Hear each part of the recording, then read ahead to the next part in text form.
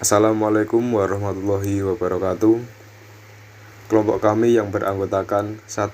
Andreas Aryanda Nubinuko, 2. Riko Wahyu Setiawan, dan 3. Atantomi Saputro yang berasal dari kelas teori B akan menyampaikan materi tentang Pancasila sebagai ideologi negara Indonesia yang dikemas dalam bentuk video kreatif pembelajaran untuk memenuhi penugasan ujian tengah semester mata kuliah Pancasila.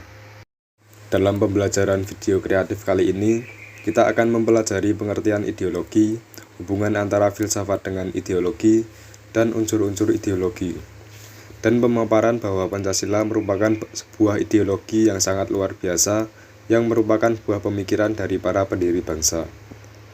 Tujuan pembelajaran kali ini adalah agar Anda memahami pengertian ideologi, unsur-unsur pembentuknya, dan hubungannya dengan filsafat. 1. Pengertian ideologi. Ideologi adalah seperangkat gagasan atau ide yang menjadi dasar dari tindakan politik yang terorganisasi yang berkaitan dengan kekuasaan. Dalam Ensiklopedia Politik dan Pembangunan, Ruqyati dan kawan-kawan 2017, dijelaskan bahwa istilah ideologi berasal dari kata Yunani, idein yang artinya melihat, dan logia yang berarti kata ajaran. Istilah ideologi pertama kali diperkenalkan oleh A. Destructisi untuk menyebutkan suatu cabang filsafat yaitu Sciences des Idées sebagai ilmu yang mendasari ilmu-ilmu lain, misalnya pedagogi, etika, dan politik. Menurut Marxisme, ideologi diartikan sebagai pandangan hidup yang dikembangkan berdasarkan kepentingan golongan atau kelas sosial tertentu dalam bidang politik atau sosial. Ideologi bagi Karl Marx diartikan sebagai Überbau atau bangunan atas yang didirikan di atas basis ekonomi yang membentuk coraknya. Oleh karena didirikan di atas basis ekonomi ini, maka kebenaran ideologi bersifat relatif dan semu, serta mengandung kebenaran hanya menurut golongan tertentu saja. Ideologi secara praktis diartikan sebagai sistem dasar seseorang tentang nilai-nilai dan tujuan-tujuan serta sarana-sarana pokok untuk mencapainya. Jika diterapkan di negara, maka ideologi diartikan sebagai kesatuan gagasan-gagasan dasar yang disusun secara sistematis dan dianggap menyeluruh tentang manusia dan kehidupannya, baik sebagai individu, sosial, maupun dalam kehidupan bernegara. 2. Hubungan antara filsafat dan ideologi. Secara etimologis, filsafat berasal dari kata dalam bahasa Yunani, philosophia, philein yang berarti mencintai atau philia yang berarti cinta, dan sophia yang berarti kearifan dan kebenaran, yang melahirkan kata dalam bahasa Inggris philosophy yang biasanya diartikan dengan cinta kearifan. Pengertian filsafat secara konsepsional adalah definisi filsafat sebagaimana dikemukakan oleh para filsuf. Delianki via Ruqyati 2017 mengatakan sekurangnya terdapat 30 macam definisi tentang filsafat. Beberapa contoh pengertian filsafat dapat disebutkan di bawah ini. Yang pertama, pengertian dari Plato. Berdasarkan metode dialektikannya, filsafat harus berlangsung dengan mengkritik pendapat-pendapat yang berlaku. Jadi pada intinya, kearifan atau pengertian intelektual diperoleh melalui suatu proses pemeriksaan secara kritis, diskusi, dan penjelasan gagasan-gagasan. Yang kedua, pendapat dari Aristoteles. Berdasarkan bukunya yang berjudul Metafisik, dia berpendapat bahwa filsafat dapat diartikan sebagai ilmu yang menyelidiki tentang hal yang berbeda dengan bagian-bagiannya yang satu dengan yang lainnya. Yang ketiga ada dari Damarjati Supatjar, mengatakan bahwa filsafat merupakan refleksi menyeluruh tentang segala sesuatu yang disusun secara sistematis, diuji secara kritis demi hakikat kebenarannya yang terdalam, serta demi makna kehidupan manusia di tengah-tengah alam semesta ini. Filsafat dengan demikian mempunyai arti sebagai suatu hasil dari perenungan yang mendalam tentang segala sesuatu. 3. Unsur-unsur ideologi. Kuento Wibisono kalian 2004 menyatakan terlepas dari berbagai macam definisi yang saling berbeda, bahkan saling bertentangan sebagaimana ditentukan dalam berbagai penulisan, namun dapat mengonstelasikan adanya kesamaan, bahwa setiap ideologi selalu tersimpul adanya 3 unsur pokok yang akan diuraikan sebagai berikut. A. Unsur keyakinan. Setiap ideologi selalu membuat konsep-konsep dasar yang menggambarkan seperangkat keyakinan yang diorientasikan kepada tingkah laku para pendukungnya untuk mencapai suatu tujuan yang dicita-citakan. Contoh, Pancasila merupakan seperangkat nilai luhur yang diyakini kebenarannya.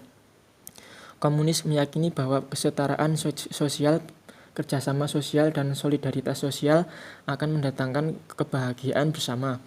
Demikian juga liberal meyakini kebebasan mengejar hidup di tengah-tengah kekayaan material yang melimpah dan dicapai dengan bebas akan tercapai kesejahteraan hidup.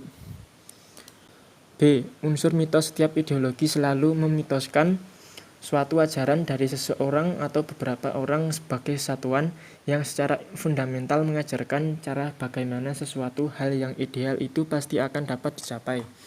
Contoh, Pancasila yang diagungkan dari pemikiran para pendiri negara di dalam sidang-sidang BPUPKI dan Panitia Persiapan Kemerdekaan Indonesia PPKI bukan konsep orang per orang.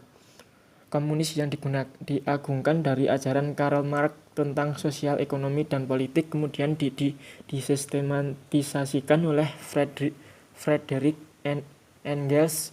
Demikian pula ideologi liberal dari beberapa orang seperti Thomas Hobbes, Jean-Jacques Rousseau, dan lainnya secara terpisah mengidealkan ajarannya.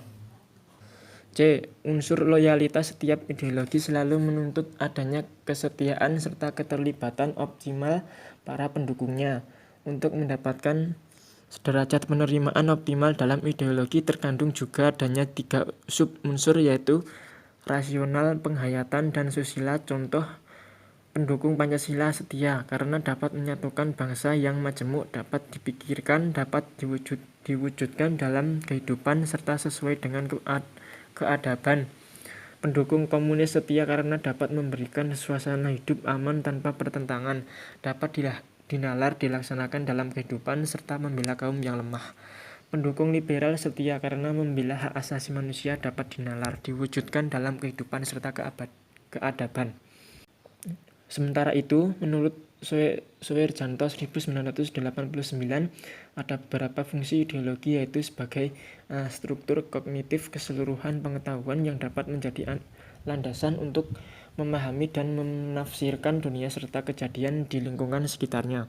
B. Orientasi dasar yaitu wawasan yang memberikan makna serta menunjukkan tujuan dalam kehidupan manusia. C. Norma-norma yang menjadi pedoman dan pegangan bagi seseorang untuk melangkah dan bertindak. D. Bekal dan jalan bagi seseorang untuk menemukan identitasnya. E. Kekuatan yang mampu menyemangati dan mendorong seseorang untuk menjalankan kegiatan dan mencapai tujuan. F. Pendidikan bagi seseorang atau masyarakat untuk memahami, menghayati, serta memolakkan tingkah laku sesuai dengan orientasi dan norma-norma yang terkandung di dalamnya. Pada dasarnya, Pancasila sebagai ideologi negara merupakan suatu sistem filsafat yang bersifat praktis, yaitu Pancasila dapat digunakan langsung sebagai pedoman kehidupan bangsa Indonesia dalam bernegara untuk mencapai masyarakat adil, makmur, sejahtera, lahiriah, batiniah.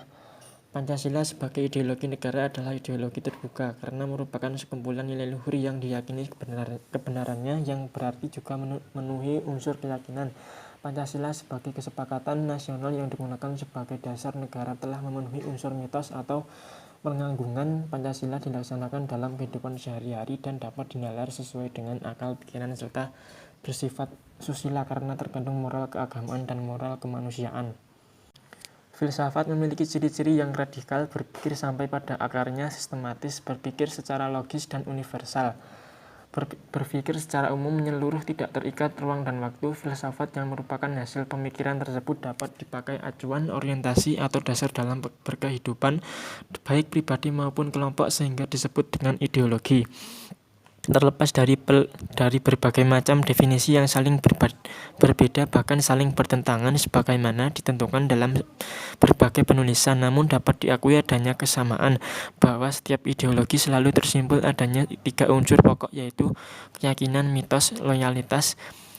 Pada dasarnya, Pancasila sebagai ideologi negara merupakan suatu sistem filsafat yang bersifat praktis, yaitu Pancasila sebagai sistem filsafat dapat digunakan langsung sebagai pedoman kehidupan bangsa Indonesia dalam bernegara untuk mencapai masyarakat adil dan makmur.